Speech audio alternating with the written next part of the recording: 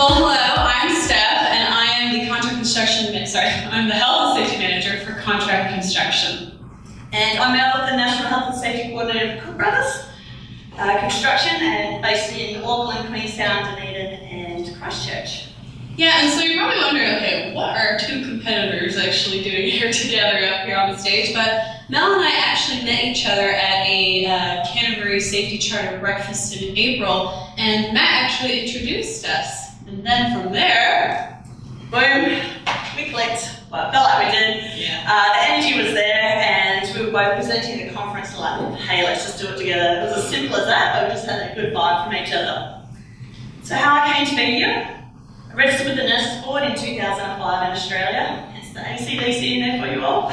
I gained nearly 10 years experience in nursing before moving to New Zealand in 2014. I've worked in emergency, coronary care, dialysis, orthopaedics, medical and surgical. My experience in nursing gave me a position as an occupational health nurse in construction for a desalination plant. I loved it. The scope of nursing was different, working with prevention of injury and illness instead of managing the diagnosed injury and illness. I moved to New Zealand 4 years ago and continued health and safety as the gateman originally with Cook Brothers, leading into the National Health and Safety role. And here I am today, thankfully. And Steph? Cool. Well, my heart's still racing. How I started in health and safety was about 4.5 years ago. I was a little project coordinator at the time, and the health and safety manager at the time literally pointed at me and was like, you're going to be my health and safety minion. And at the moment, I kind of felt a little bit like, oh, I feel a bit honored that he think I'd be good at this. But then the second moment after that, I was like, oh my gosh, what's health and safety? What does that even mean? What does that even look like? So I kind of found my first 3 months, and probably actually first year really, was very challenging being in health and safety without actually really knowing where to go, what the expectations were, where the best training was. So I kind of found that for me, I looked outwards. I looked for people in the industry, I looked for people just like me, and sought and asked them what they were doing, to network, to collaborate. And so that's how I met amazing people such as Matt. Actually was at the very beginning of my health and safety journey. He was one of the first people there, and then also Mel. And there's actually a lot of people in this room who's been there for my part of this journey for me. And so I found working together and collaborating with people such as yourselves helped me to upskill quickly, promptly, and to understand what it is that we're actually trying to achieve. And so kind of from that, as Matt said, I was able to achieve something far greater than I could have imagined in a short period of time because of people like you in this room, and also my team. And together, one thing that I'm really proud of, this is not all me, this is my team, is together we've achieved in a short period of time, after basically like a year or so working with my team, 1 year full of 0 serious injuries or illnesses after us only working together for a year. That's my team and my guys. And that couldn't have been done alone. And I've been able to achieve that in 2 different workplaces, just from the engagement and the involvement with my team and using them as resources, because I can't pretend to know everything. There's no way I could possibly know everything, but with them, I can know so much more, and we've been able to achieve a lot. So it's been really cool. Awesome. So if I can just get you all to get your phone onto Attendify again, sharing those comments, and what has been your biggest challenge in health and safety? And then while you're putting those information, just going to share our experiences. What's been your biggest challenge in health and safety there, Steph? First of all, I just want to say something that someone said to me during the beginning when we were introducing ourselves about this conference being real. I really like that because we're real people, real experiences, and we can have a lot to share with each other. But for me, challenge-wise, probably 2 different types of leadership styles: ineffective leadership and disabling leadership styles. So I'll just give you an example. At my previous employer, they didn't quite understand the importance of health and safety, or the why. I guess the why. And to be honest, they kind of didn't really seem to care as much, which made it really challenging and frustrating. So for me, it was quite challenging we had a fantastic team of people who actually wanted to achieve and do a lot within our workplace, and they were engaged. But we had a leadership style that was disabling, and the fact that they did not allow us to grow or progress further than what they thought was good enough. And so it was kind of hard for me as a health and safety manager, because I would get people coming to talk to me, kind of acting as me being an HR role, which they didn't seem to bother to really have one. Don't tell anyone else I tell you that. And so people would come and stress their stress points that was being caused from work-related incidents or items, and the workplace was not addressing it properly. So it wasn't, and it was hard for me because I kind of had to prove the point of my existence. Why was I even there, and why should they even listen to me? I was also the only female manager in my company at that time, and it wasn't until I actually got an ACC auditor to come and actually audit our business and see what we're doing, until at the end of the audit, they brought in the management, which I didn't ask him to do, and he had them come in, and he sat them down and said to my management at the time, you all need to listen to this girl and your team. They're trying to achieve something fantastic here with your culture, but it's being disabled by you as the management. And I literally was like, oh my gosh, they're totally gonna take this out on me later. Oh. And so I was a little bit freaking out about that, but afterwards, to my surprise, my manager was like, okay, Ryan, we're gonna support you. So that kind of helped change things a little bit, because they finally could see, right, there's on to something with the team here, we need to support it, because if we disable it, it's just gonna fizzle out. The other type, really quickly, I just want to explain about is ineffective. So you may have a construction manager, for example, who is fantastic at engaging the team, enabling them to think for themselves and implement health and safety systems on their site, and they're working really well together. But then what happens when the end of the job comes? They switch to a new construction manager who maybe their values, as we talk about with like a Deanne, are different. And for them, getting the job done is all that they focus on. So you've had a team who's been trained and facilitated with health and safety. It's been drilled into them, like, yeah, they're pumped about it. And then all of a sudden they switch to some other manager who's like, just get the job done. Just get it done. I don't care how you do it, just get it done. What kind of message is that sent to the team? So it basically undoes what the previous construction manager worked so hard to achieve. So those are probably some of the two biggest challenges I've seen time and time again since I've been working in construction. What about you, Mel? What's some of your challenges that you've experienced? So for me, making legislation realistic and workable for the team. Construction is consumed through practical, hands-on people, and there's so much information out there. Nothing is black and white, more grey, I would say. And when you see documents of 600 to 800 pages, definitely some intense reading. So the guys on the ground are saying there's too much information that they don't get time to build. There's too much paperwork. So taking the time to frame the legislation, supporting guidelines in a way that is understood by those who are actually doing the work. Actively working with them for rolling out the science through training, involvement from them. So we've gone and made our own site induction videos with our guys participating, our own safe operating procedures, so the guys that are actually participating in doing the work. And that dedicated time to the workers as well. So not just bringing something out and then leaving it there, so that continual follow-up. The warm-up, for example, they're hearing about it every week, and there's people starting to, listen, all right, let's do this.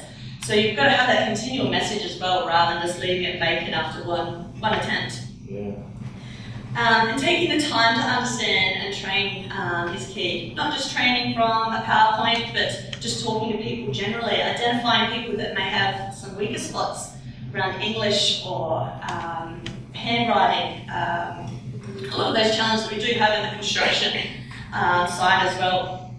And another challenge has been networking. So for me, coming to New Zealand 4 years ago, it's hard enough sort of establishing new friends and when you're in a new country, new people, new cultures. But then coming to a health and safety space. So for me, networking was key for me to actually feel supported in the role. And using the resources such as LinkedIn, Facebook, Instagram, it's just unbelievable how much information is out there, and supportive as well of those people in those spaces as well, which has been key to me. And health and safety forums, they're everywhere, and it's really good to participate then as much as I've been able to. So having a business that allows you to attend wonderful conferences like this and forums to build and develop your role is invaluable. Cool. Thanks so much for that, Mel. And also thank you guys for your answers. Like I was just looking up here, we've got some really good answers answers to your questions about some of the challenges that you've been facing. And like, I'm hoping you guys can all see it on your phone, but some of the like, simply like trust, or like the biggest challenge has been shifting thinking from compliance to engagement. You know, and so like for me, like there's a lot of things that I'm just looking here that I'm going to take away that I want to apply into my day-to-day practice. But is there anything else that anyone else is going to take away from some of these notes, or that they feel they want to share with everyone? Because as we're talking about, this is us sharing and collaborating together. This is us teaching each other.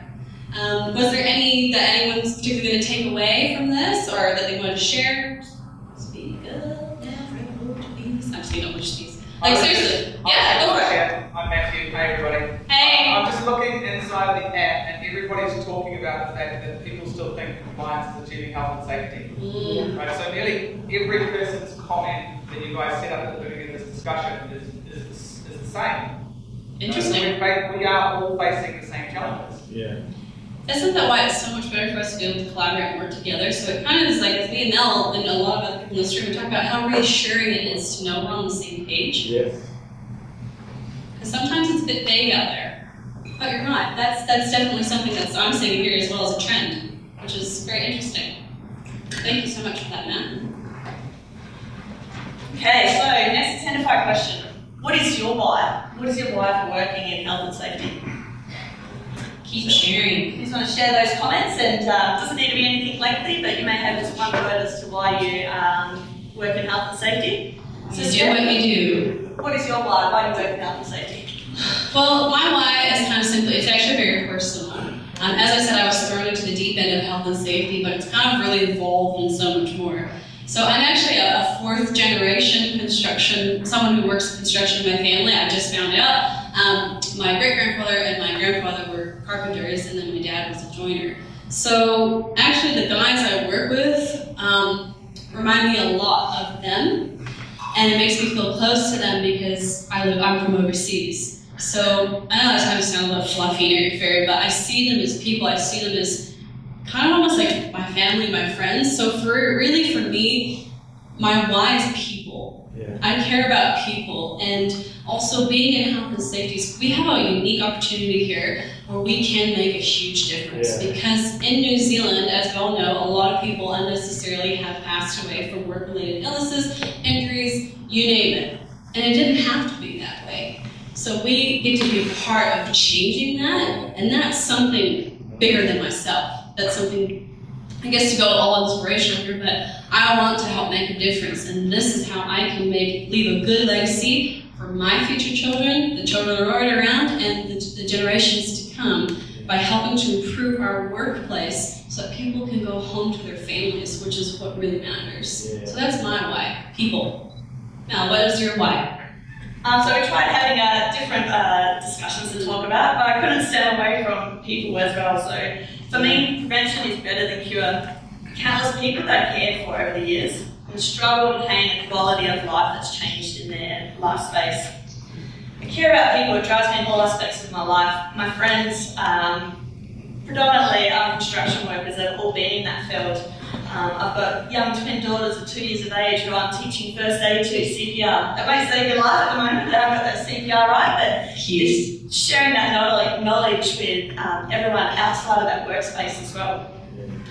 There's patients I always remember nursing though, and there was this one, he was a genuine man, hospitalised with advancing stages of mesothelioma.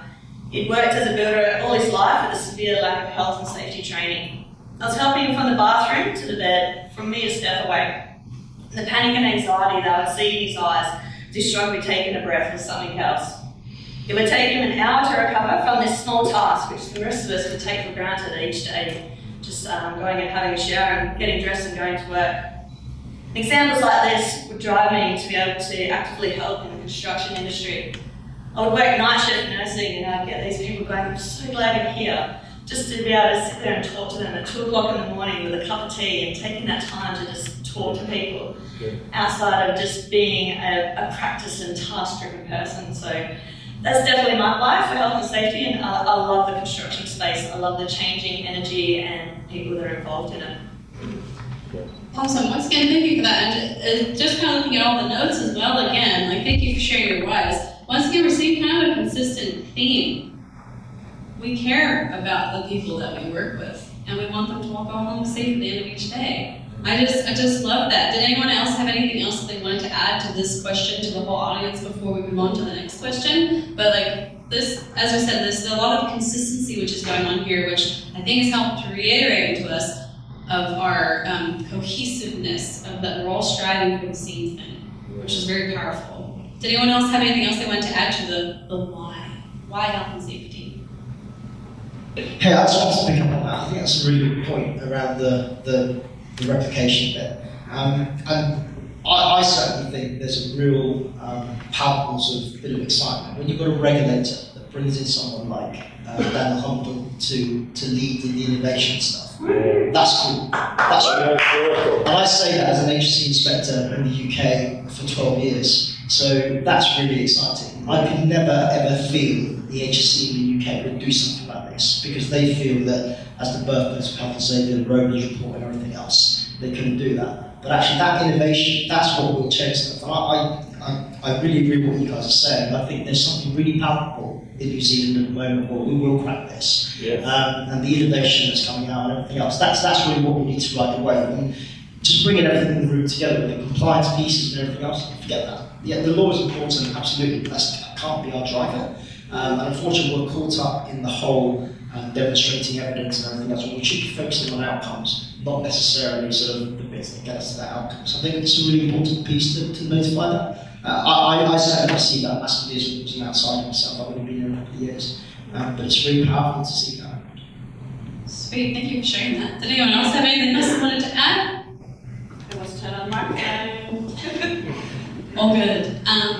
Next question, Mel. All right, so back to Attendify for you guys.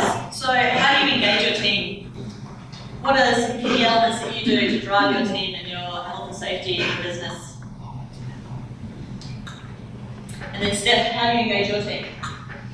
Cool. Well, just briefly, there's a couple of things that I like to do with our team. Is we're a Christchurch-based team only, but so it's easy to get around to all of our sites. So I actually make an effort, and so do our construction managers, in going out and visiting all of our team and actually talking with them, having those conversations, engaging with them. And I think a really big thing as well is providing positive feedback as well as feedback on things that they need to improve and work on. But it's just how you deliver it, like your tone of voice. That's actually really important. It's all about how you present something to either make people turn off or like, okay, actually you're right, okay, what can we do about this? So involving them also in the process of creating our policies and procedures and making it look the way that they want it to look. Because as we've talked about, they're the ones who actually carry out the majority of the work. They're the experts, they have the answers, so actually talking to your team. Don't be afraid to talk to them. Maybe it might take a little more time to figure out what you're doing, but talk to them and let them figure it out themselves, which means they're more likely to do it. So it actually helps to change that behavior.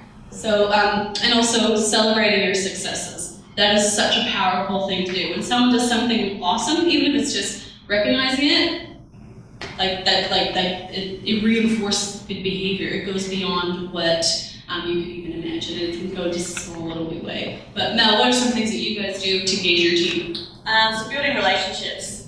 So not just being a health and safety coordinator, but understanding each person and taking the time to learn about them. Life is outside of work as well, and listen. Don't treat people as just a number and actively involving the team, providing feedback. The communication, being energized and positive, removing the drama, and focusing on the facts where that's needed, and discussions to prompt planning for the task and resolving any challenges. Sharing experiences that have worked on other sites and the results that they've achieved as well, so they can see, hey, look, this has worked somewhere else. And being approachable. So with being a national-based company, being on site is not always possible. However, it's key for engagement, I feel. However, being contactable through text, email, phone calls, video conferencing, they're just such great alternatives that we do have, and actually returning people's phone calls. It's so key, the number of people that just go, oh, I'll get to it later and don't, and so people don't feel that their call and their contact is important. And talking with the team through site meetings, your team meetings, following up on any incidents or near misses that do happen so they can see that there's a positive around the reporting. For too long we've had that culture where reporting is negative and people may lose their jobs or they're going to be disciplined for it. But it's really sort of focusing on the positive and that learning outcomes of those. And also working with the guys, they're the ones doing the work. Yeah. We really need to harness their experience and skills. Sweet. Well, we're just kind of running a little bit short on time, but I just want to say, once again, thank you for these answers. We've got some really awesome stuff in here. Know your people, know their why, and like spending time with them. Like it helps to build a relationship so that when people ask you to do something, you ask them to do something, they're more likely to do it, which is fantastic. So just wrapping up with our last question. So for you guys, what does good health and safety look like? If you can share that through Identify. What does it look like to you? And for you, Steph, what does good health and safety look like for you? I would say people working together and people feeling good about doing health and safety. You know you're doing things right when your team actually comes to you with not just problems, but actually solutions, which is absolutely fantastic. And I'm actually getting one of our guys now who comes to me and tells me, hey, it's time for you to do an audit on us. So he's basically telling me to schedule on doing the audits. And because he's finding those positive, because he's getting something out of it, and also he's feeling good about the success he's had on his sites with the audits, which has been really cool to see. So it's when your team are engaging with you, talking about health and safety with you, I think in a positive way. Yes, there's challenging situations you have, but it's more positive. Yeah. So people are enjoying talking about it. But just a couple of things that I would say, just as part of my philosophy for health and safety that have actually helped move mountains for me with my team is just a couple things to take away is, as I said, making health and safety a positive experience every day. It helps to reinforce that good behavior. Also, practice what you preach. If you're telling your guys to do something, you need to do it yourself. You have to walk the talk, okay? And also, humble pie. I like this one. You don't know everything, don't even pretend like you do, so you need to use your team who are your best resources and your best allies. Work together and collaborate. Mel, what does good health and safety look like to you? For me, it's culture, and it's setting that standard and representing that standard. Engage your people and explain why good health and safety practices look good. Utilise their knowledge and experience and skill sets. I'm not the tradesman, and my team have taught me so much over the 4 years that I've worked with them. Use culture as your driver. Culture is those unwritten ways of doing things, so with good culture will come good health and safety. And make it fun and energetic. Do some warm-ups, get some groovy music, sort of cut the ice with people, and don't make health and safety short. So share what you're doing rather than being the policeman. And you hear a number of people still talk about health and safety being the policeman, and I definitely don't want to be a policeman because I don't know where to start. That's not the right way to go. So provide feedback. People want feedback. Yeah. There'll be opportunities for improvement, but also reward what is done well. Share information on real-time experience. Your team have a past. They've worked in different companies, different countries. They've got so much to give. And lastly, start a conversation. Ask people, how are you doing? Are you okay? We all live lives out of work. Not every day can be a good one. But if people know you're approachable, you'll be surprised how many of them will reach out to you. Thanks again, everyone, for sharing your input. We're basically out of time, but all of these notes will be available after the conference so that we can keep them and keep learning from each other from these notes, which is fantastic. So thank you, everyone, for sharing. We really appreciate that. And just in your packs there as well, what are your whys and what connects your whys to health and safety and the people you work with? Yeah, just a little bit exercise that will be included in the Identified notes, conference notes as well, so that you can go through this exercise and think of your whys and what connects everything, because everything has a connection. But just in closing, we just want to say that remember your team are your greatest resources and allies. And also now, all of you, everyone in this room, we are now a team. And resources and networks that we can all utilize and work together as we're striving to improve the working quality and condition for our industry in New Zealand as a whole. So awesome, we're a team. Remember that, guys.